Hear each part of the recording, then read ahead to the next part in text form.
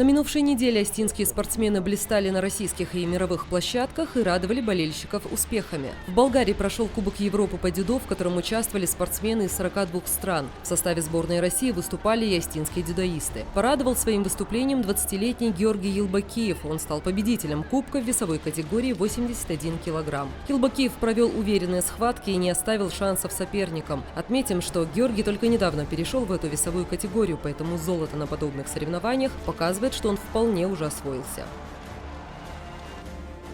Между тем, другой остинский дзюдоист Аслан Лапинага в неделе ранее выиграл крупный международный турнир серии Гран-при. Соревнования проходили в Израиле и собрали более 600 атлетов из разных стран мира. Конкуренция была нешуточная, однако Лапинагову удалось завоевать заветное золото.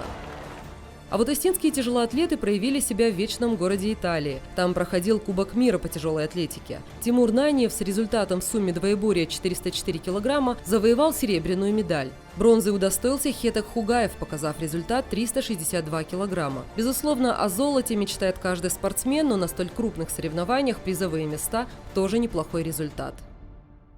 Пока Наниев и Хугаев поднимали тяжести, остинский боксер Георгий Челахсаев вновь добился очередного успеха. В этот раз он стал победителем на вечере бокса, который прошел в Калининграде в рамках второго Всероссийского боксерского форума. Единогласным судейским решением Георгий выиграл боксера из ЮАР, принца Дломо. А вот во Владикавказе состоялись чемпионаты первенства Северной Осетии по панкратиону, в котором участвовали спортсмены из 11 клубов республики. Лучшими в рамках первенства стали ребята из клуба «Арс», следом расположились «Панчер» и «Алмаз». А по итогам чемпионата первое место также занял клуб «Арс», подтвердив свое лидерство. На втором месте клуб «Вальхалла», а замкнули тройку ребята из клуба «Звезда». По итогам соревнований будет сформирована сборная республики, которая поедет на первенство и чемпионат СКФО. В Арзамасе прошло первенство России по фехтованию среди юниоров до 21 года. В турнире шпажисток бронзовым призером стала наша спортсменка Анастасия Назарова. Воспитанница Ирины Кисаевой показала не только характер, но и прекрасную технику. Это не все новости спорта, о других подробнее расскажут наши спортивные журналисты.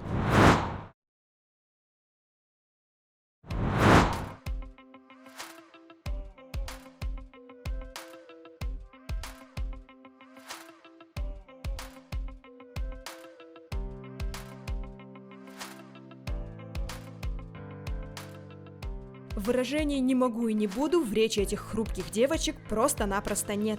Как говорится, хочешь быть первой – уходи из зала последней. Этот принцип им хорошо знаком. В гимнастику обычно приходят в 4 года. И с этого периода начинаются каждодневные многочасовые тренировки. Все для того, чтобы годы спустя взойти на пьедестал почета. В начале года старания этих юных гимнасток оправдались сполна. Они приняли участие в первенстве СКФО по художественной гимнастике и вернулись домой с медалями. В индивидуальной программе у нас 3 призера, то есть по первому разряду у нас Захарова Виктория заняла 3-е место, по программе кандидата в мастера спорта Гадзаунова Амина 2-е место заняла, Бясова Ирина заняла 3-е место. Также была еще одна программа, групповые упражнения, в котором девочки по программе кандидата в мастера спорта заняли 1-е место, стали победителями соревнований. Ирина Бясова занимается художественной гимнастикой уже 9 лет. На протяжении нескольких лет она ездила на первенство СКФО, но медалей никогда не завоевывала. На этот раз удача была на ее стороне. Она выступала как в личном, так и в командном зачете. Ездила я практически каждый год. Все время была 4-й, но уже взяла себя в руки и вышла в 3-ку. Легче было в многоборье, потому что мы выступали 2 дня по 2 вида, а в финале ты в один день 4 и еще групповое.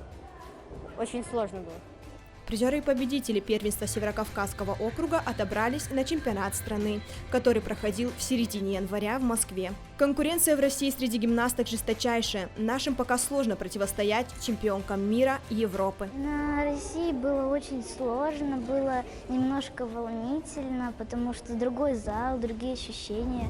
Там было очень много чемпионок, которые были и на Олимпиаде, и просто на чемпионатах мира занимали места. И было очень немножечко волнительно. На первенстве страны остинские гимнастки остались без медалей. Это не огорчило наставников и спортсменок. Они трезво оценивают ситуацию. Для них золото СКФО в командном зачете уже огромный шаг вперед. Теперь будет конструктивная работа над ошибками. Во-первых, нам не хватает, мне кажется, техники, потому что мы смотрели на девочек, которые выигрывали призовые места на России. У них было такое упражнение, что, с нашим оно не сравнится. Мне кажется, надо еще тренироваться, потому что нас, правда, полгода назад собрали, и нам нужно еще больше тренироваться, чтобы добиться такого успеха. Условия, в которых тренируются остинские гимнастки, оставляют желать лучшего. Зал не соответствует требованиям, например, потолок низкий, поэтому во время тренировки снаряды бьются об него и меняют траекторию. Невозможно полноценно отработать упражнения. Пока ситуация не изменится, ждать медалей на первенстве и чемпионате России даже не стоит. Кристина Колеева, Ибрагим Чочиев, Асламбек Айларов. Спортивный интерес.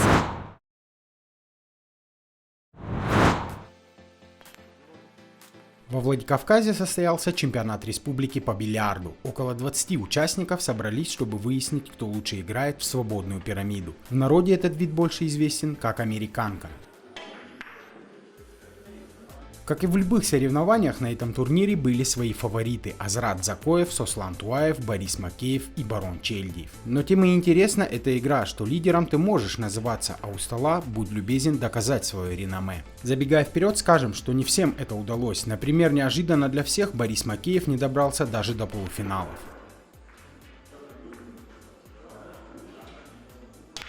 Но самое интересное началось со стадии четвертьфинала. Внимание зрителей привлекла встреча между Бароном Чельдиевым и самым юным бильярдистом Максимилианом Краевским. Более опытный Чельдиев был безусловным фаворитом, но молодого таланта это нисколько не беспокоило. Как и тот факт, что из 5 ранее сыгранных очных встреч Максимилиану не удалось победить. Однако эта встреча стала сюрпризом как для участников, так и для зрителей. Первая партия осталась за Краевским 8-2, во второй Чельдиев взял убедительный реванш 8-1.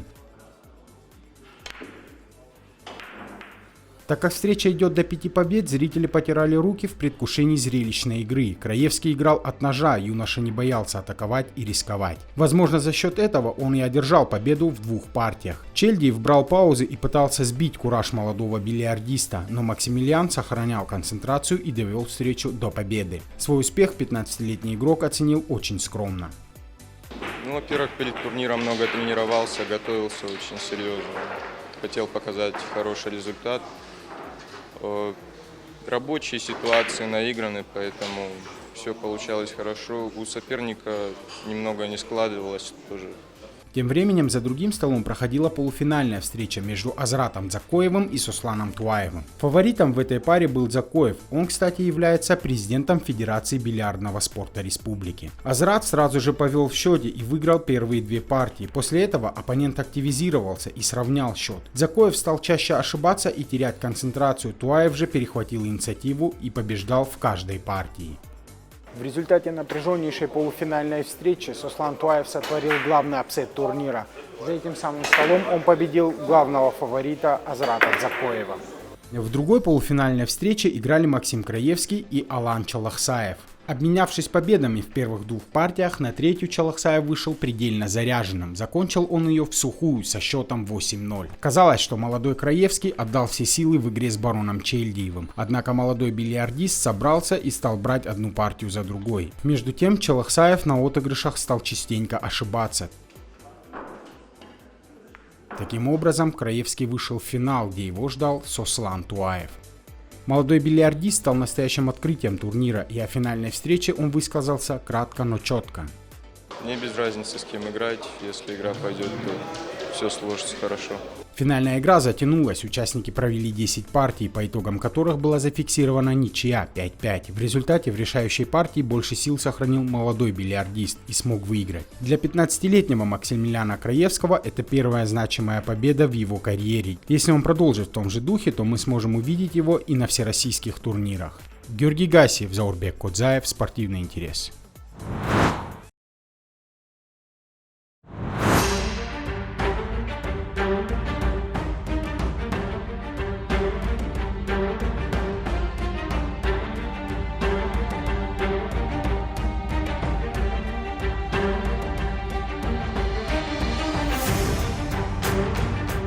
Это Первенство СКФО по греко-римской борьбе для остинской сборной имело особое значение, так как проходило во Владикавказе. Безусловно, родные стены помогают, но когда выступаешь перед своими, то и ответственности гораздо больше. Проигрывать дома не хочется, поэтому нервы зачастую бывают предельно взвинчены.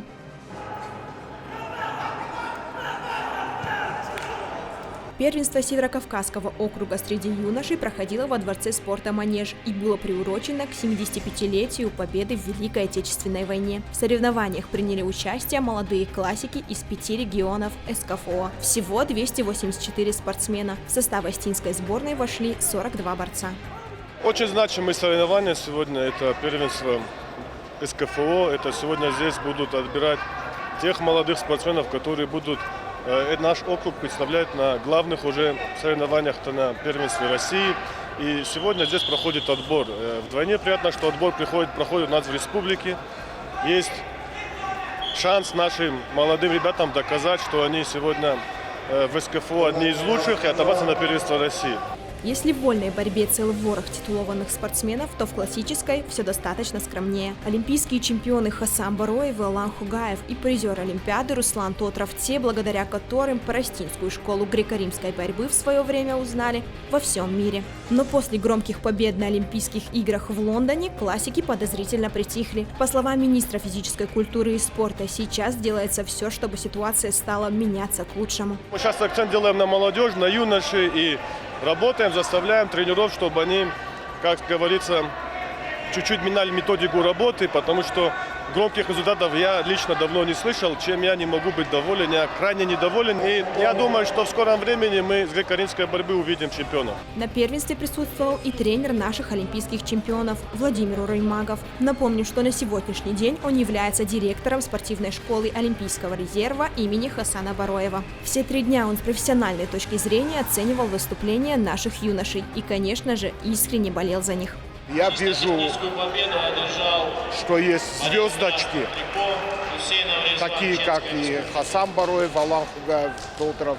У нас где-то вот на моем виду около 5 ребят, которые могут в новом олимпийском цикле показать себя и доказать. Один из таких – Чермен Засохов, который поднялся на высшую ступень пьедестала. Греко-римской борьбой он занимается 5 лет.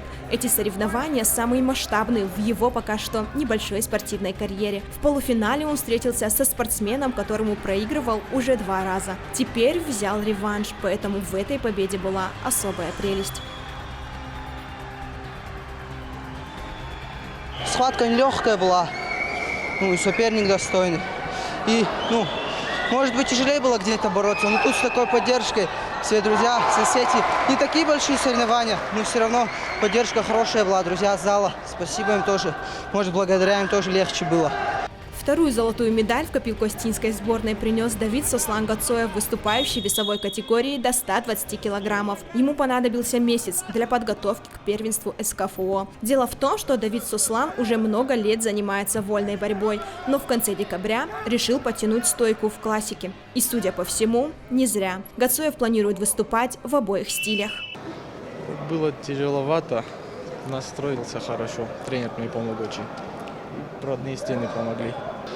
Первую схватку я делал с парнем из нашего зала, а вторую схватку делал с дагестанцем. Он меня до этого выигрывал на СКФО по вольной борьбе. И вот реванш был. И третью схватку сделал с парнем из Ставрополя. Тяжело было, не совсем так, как я хотел, но я победил, это главное.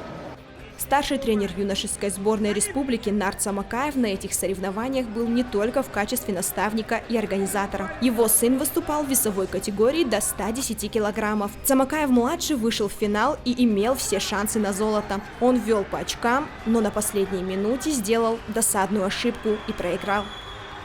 Тем не менее, путевку на первенство страны молодой классик все-таки получил. Тренера никогда не бывают довольными результатами. Конечно, в целом, да, результат у нас относительно неплохой, но жалко, конечно, что половину финалов мы проиграли. Но в целом основная задача стояла на сегодняшних соревнованиях – это попадание на первенство мира. То есть 3 призеров, отсюда выход на первенство страны. Отбор на Европу, на мир будет проходить. На этих соревнованиях сборная Северной Осетии заработала 8 медалей, 2 золота, 3 серебра и 3 бронзы. Напомним, что путевку на первенство России, которое пройдет уже через пару недель, получили не только победители, но и призеры. По словам тренеров, большинство ребят имеют шансы занять пьедестал почета. Надеемся, что эти успехи станут шагом к возрождению школы греко-римской борьбы республики. И уже через 4 года в составе российской сборной на Олимпиаду поедут и остинские классики. Кристина Колеева, Ибрагим Чочиев, Татаркан Кукаев. Спортивный интерес.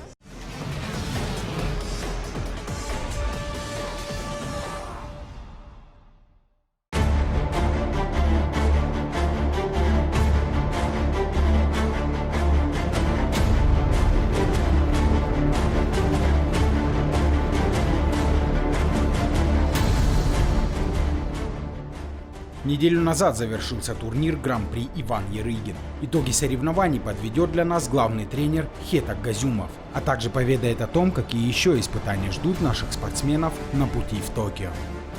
Хетак Русланович, спасибо, что согласились на интервью. Хотелось бы поздравить вас с успешным выступлением на Ярыгинском турнире. Насколько оно было успешное, попрошу поделиться вашими впечатлениями и вашими выводами, которые вы сделали по истечению турнира. Спасибо за поздравления. Очень рад снова встретиться с тобой. И что мы записываем это видео, значит, наше выступление получилось, я так скажу, успешным.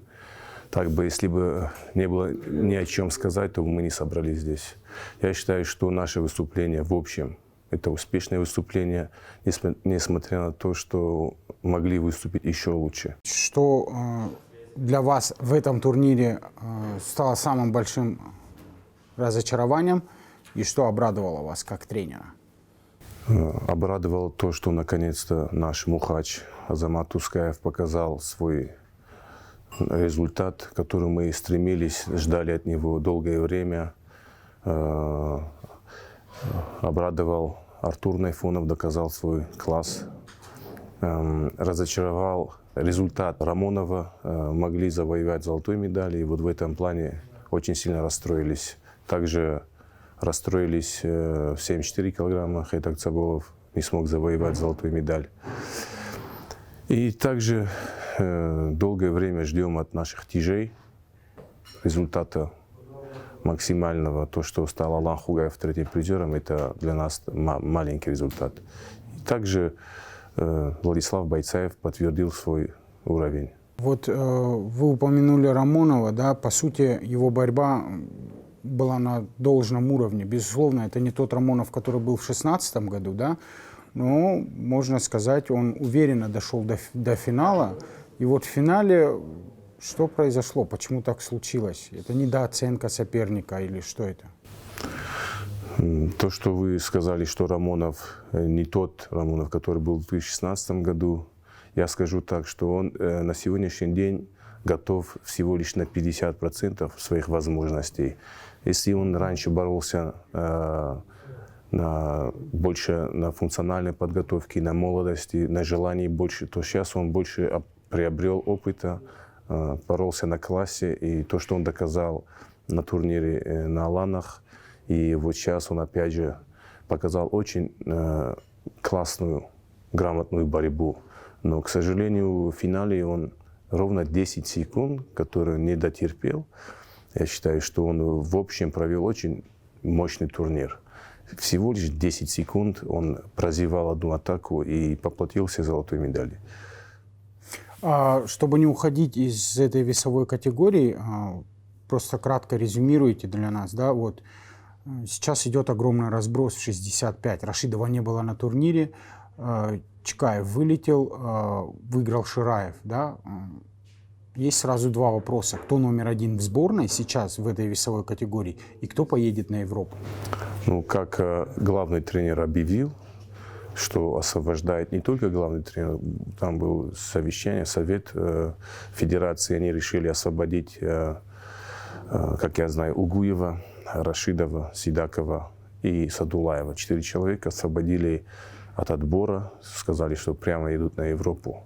И получается, что Рашидов считается первым номером.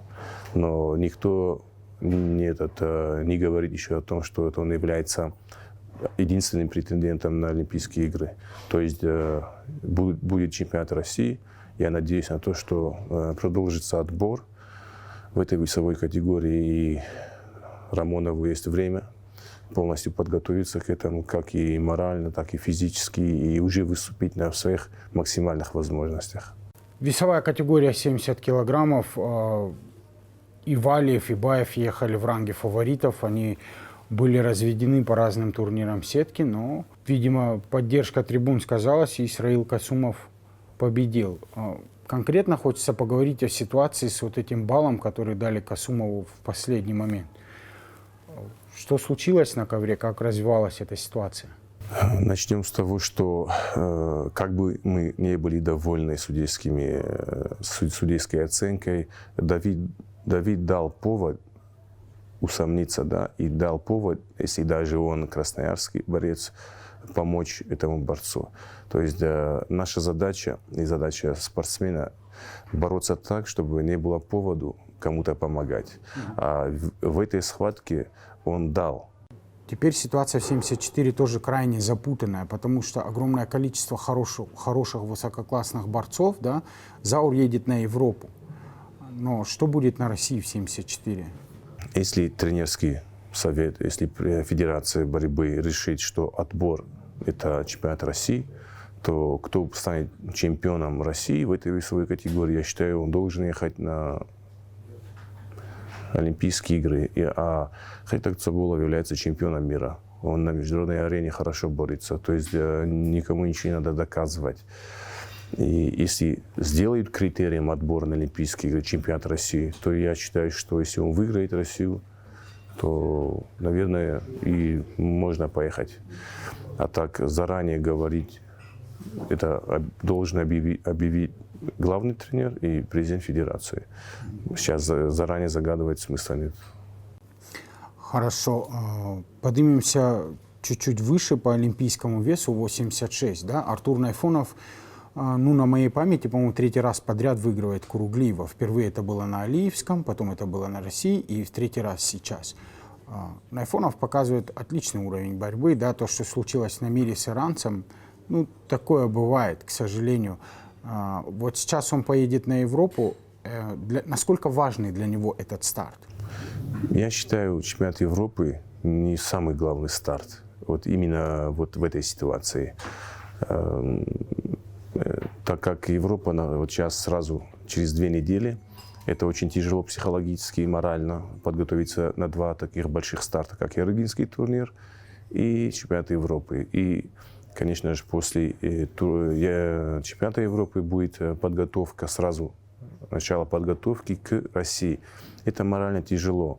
Но это Артур, молодой парень, да, он быстро восстанавливается как и физически, так и морально. Я надеюсь, что на него это никак не повлияет, кроме как добавить уверенность. Хетаг Русланович, и последний вопрос по 86. Кто будет главным оппонентом для Артура на Европе? На Европе? Да. Так как многие спортсмены наряду с подготовкой к Европе готовятся еще к лицензионному турниру, то некоторые из лидеров будут пропускать, которые лицензию не заработали. Так, в принципе, так, кого-то выделить я не могу, потому что самый сильный соперники – это американец и иранец. И внутри сборной России конкуренция очень высокая. А так я не вижу, чтобы он особых каких-то там конкурентов у него было, но со всеми придется бороться. И расслабляться нельзя. Ему надо показать тот уровень, который он сейчас показал на Регинском турнире. Я думаю, что будет все нормально и проблем никаких не будет. 92 килограмма Батырбек Цакулов. Безусловно, отличный результат. Да? Победа над Алиханом Джабраиловым, который сейчас, по моему мнению, котируется номером 1 в сборной. Насколько готов Цакулов, да, к чемпионату Европы и что его там ждет? В этой весовой категории еще не определился такой четкий лидер, потому что выигрывает Россию Курбанов, потом выигрывает Джабраилов, сейчас выиграл Батырбек Цакулов. И я бы хотел, чтобы в дальнейшем Батырбек за собой закрепил лидерство в этой весовой категории. Для этого нужно больше работать над своими ошибками и, как говорится, давать больше времени на тактическую работу. То, что он выкладывается на своих тренировках, это понятное дело, но чтобы выигрывать мировой чемпионат, надо прибавлять еще больше. Тот же иранец, американец, очень серьезные конкуренты. А так, вот на чемпионате Европы я не вижу больших таких конкурентов, кто мог составить. Единственный наш Алборов Асланбек, который спустился на один вес ниже, я думаю, что вот один человек, который может составить конкуренцию. В тяжах у нас еще лицензии нету, правильно я понимаю? У России. Да. Очень часто слышу такую вещь о том, чтобы в 97 Владиславу Бойцаеву тяжело конкурировать с Адулаевым, да? Была ли когда-нибудь такая мысль о том, чтобы Бойцаев поднялся в супертяжи? И насколько разумен этот ход, если он вообще возможен? Насколько я помню, даже главный тренер ему предлагал перейти в тяжи, потому что, чтобы он там, может быть, он думал, плохо гоняет, из-за этого не восстанавливается. И даже главный тренер ему предлагал перейти и там попробовать себя. И в тяжах он, как я помню, неплохо борется, то есть несколько турниров он выиграл. На сегодняшний день какая конкуренция есть? 97 и 125 – это большая разница. 97 есть мощный конкурент. Да? В 125 нету такого сильного борца, кого можно выделить. Там есть Хизриев, Махов, который еще не вернулся в официальные старты. Нету явного лидера. Можно попробовать. Но это от самого него должно зависеть. Одно дело выиграть отбор внутри России, другое дело конкурировать на международной арене. Насколько это внутри он готов к этому. Если он внутри не верит в себя, то зачем его заставлять подниматься? Он должен быть внутри, быть готовым к конкуренции, к борьбе, и только тогда ему переходить. А заставлять смысла нет. Сейчас хотелось бы перейти к более приятному. Азамат Тускаев, как вы уже ранее сказали, да, он показал тот уровень. Честно сказать, лично я смотрел его схватки, я был очень удивлен, приятно удивлен. Победа над Идрисовым, потом победа над Гамзатовым, это все очень сильные борцы. Насколько Тускаев готов сейчас вступить на победную поступь? С моральной точки зрения Ирыгинский дал ему импульс какой-то? Вот вы сказали, вы удивлены, да, то, что он так отборолся. Я не удивлен. И я всегда же за него говорю, что он очень способный парень. У него уровень борьбы, я считаю, мировой уровень. И то, что он сейчас показал свой результат, я все равно недоволен, потому что он во время борьбы отдал 50% своей борьбы. Он готов, если отдаст 100%, он, я уверен, с большим разрывом может обыграть всех своих соперников на сегодняшний день. И то, что он сейчас его прорвало, я очень рад. Я думаю, что это даст ему, надеюсь, что даст импульс к уверенности, да, что он поверит в свои силы. И на чемпионате Европы, если, дай бог, его как бы рассмотрят, там, если освободили Угуева, это уже говорить смысла не о чем. Но если Угуев пропускает и поедет Тускаев, то я очень надеюсь, что, опять же, задача тренеров, личных, также главного тренера, ему дать задачу отдать максимум, то я уверен 100%, что он может забрать золотую медаль. Это уже будет зависеть от личных качеств и как он настроился. Сейчас будет Европа. Ребята, я так понял, остались в Красноярске. Они там проходят сбор? Нет, они прилетели в Москву, в Новогорске. Проходит заключительный сбор. Якобы это один был сбор к Европе. Что вам, как главному тренеру, сейчас необходимо для того, чтобы хорошо подойти к России, чтобы хорошо к ней подготовиться? 3 сбора. Если говорить о административном ресурсе, 3 запланированных сбора, которые, я надеюсь, что никаких проблем не будет. Министр спорта Алан Хугаев нам всегда помогает, идет навстречу, создает условия. И собрать нам, самое главное, ребят, чтобы без травм 3 сбора прошли. И я уверен, что после этих сборов у нас будет очень боевая команда. И есть ребята, которые должны отобраться еще на Россию. Такие среднячки, которые могут еще за медали побороться, там, за бронзовые медали. И очень важно средних борцов тоже подтягивать. Хетаг Русланович, спасибо вам большое за это интервью. Я надеюсь, после чемпионата Европы у нас будет еще один приятный повод для того, чтобы побеседовать. Спасибо вам большое. Вам тоже большое спасибо за интервью.